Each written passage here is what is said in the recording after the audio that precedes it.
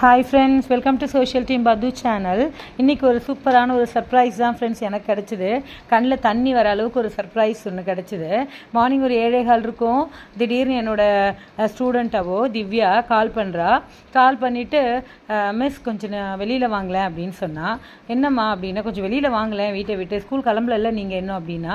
7:30 தான் ஆகுது, இனிமேல் தான் கிளம்ப போகிறேன் அப்படின்னு சொல்லிட்டு வெளியில் வந்தால் அவளோட கசின்ஸ் வந்து ஒரு பார்சலையும் முல்லைப்பூவையும் கொடுத்துட்டு போனாங்க.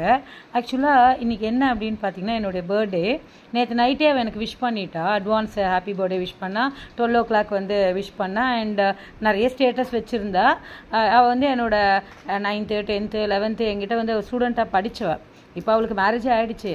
ஸோ காலையில் சர்ப்ரைஸாக எனக்கு போயிட்டு, இன்றைக்கி வியாழக்கிழமை வேறு வந்து அந்த பாக்ஸை திறந்தேன் பாருங்கள். ஒரு நிமிஷம் என் கண்ணில் அவ்வளோ தண்ணி வந்தது. நான் எதிர்பார்க்காத ஒரு கிஃப்ட் அது. இன்றைக்கி எனக்கு பர்த்டே அப்படிங்கிறத வந்து அவள் ஞாபகம் வச்சு விஷ் பண்ணி இந்த அளவுக்கு எனக்கு வந்து ஒரு வியாழக்கிழமை, அதுவுமா இப்படி ஒரு ப்ளசண்ட்டான மார்னிங் காலையில் 7:30 மணிக்கு லக்ஷ்மி குபேரர், அதுவும் பச்சை கலரில். உங்களுக்கு தெரியும், குபேரரை வழிபடுற அத்தனை பேருக்கும் தெரியும், பச்சை கலர் குங்குமம் தான் கொடுப்பாங்க, பச்சை கலரில் கயிறு தான் கொடுப்பாங்க.